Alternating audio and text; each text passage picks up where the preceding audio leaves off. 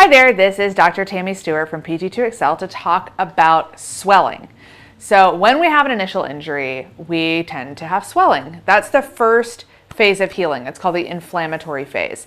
Usually lasts about 24 to 48 hours. So a lot of times we hear ice it, rest it, put compression on it, elevate it. All of those are good-ish. I want to talk about ice right now. So compression, elevation, great. Rest, great. Ice, is it great? So in Eastern medicine, ice is seen basically as the devil, and heat is kind of where it's at. The idea is that heat brings in blood flow, it increases the elasticity of the tissues. You want the blood to come in and bring nutrition, and you also want the blood to flush out the waste products, damaged cells, etc. And it turns out they're not wrong.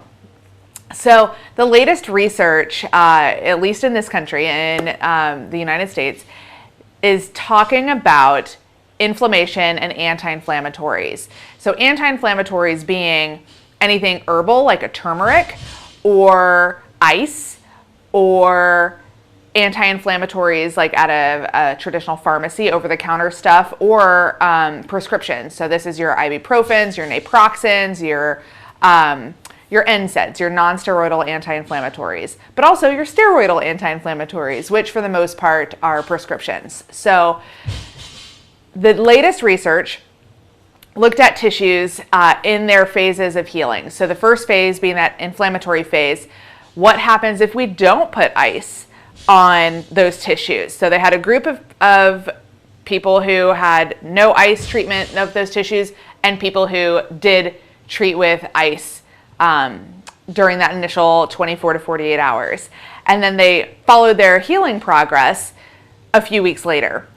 What they found was that the people who did not ice had more healing taking place. They were farther along in their recovery, in their tissue healing, than the people who iced.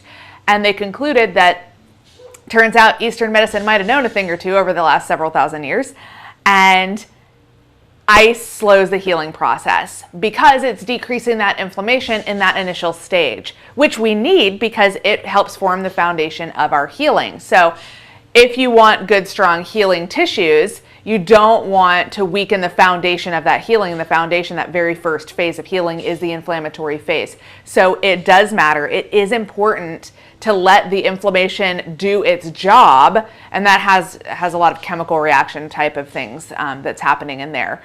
And then we want to get rid of the inflammation. So where inflammation and swelling is really not good is after that 48-hour mark, because you don't want it just hanging around in there. You don't want it pushing against the other tissues because it does damage other tissues when it sits in there and they kind of marinate in it. We're not looking for that. So we want to get it out of that area of injury after that 48-hour mark. So for the first 24 to 48 hours, we're recommending now that we don't ice. After that 48 hours, ice baby. Like take that inflammation out of the area. So this is not super widely known because the research doesn't just go out to everybody, right? So you have to kind of look for it. And I feel fortunate that someone kind of pointed me in that direction, so now I know. So I'm trying to spread the word. So first 48 hours, don't ice when you get an injury. After 48 hours, ice all you want. Anti-inflammatories, if that's recommended by your provider, or if that's something over the counter that you just do as prescribed on the bottle. Use things appropriately, please. So that's the appropriate use of ice. Now, there's no specific, do we heat or do we not heat? So I'm just saying, let's not worry about changing the temperature of our initial injuries. Let's just let it ride with no anti-inflammatories and no ice until that 48-hour mark. And then, by all means, ice till your little heart's content. So feel free to comment, question, reach out any way you want to, like, share, etc. And I would love to hear from you. Thanks.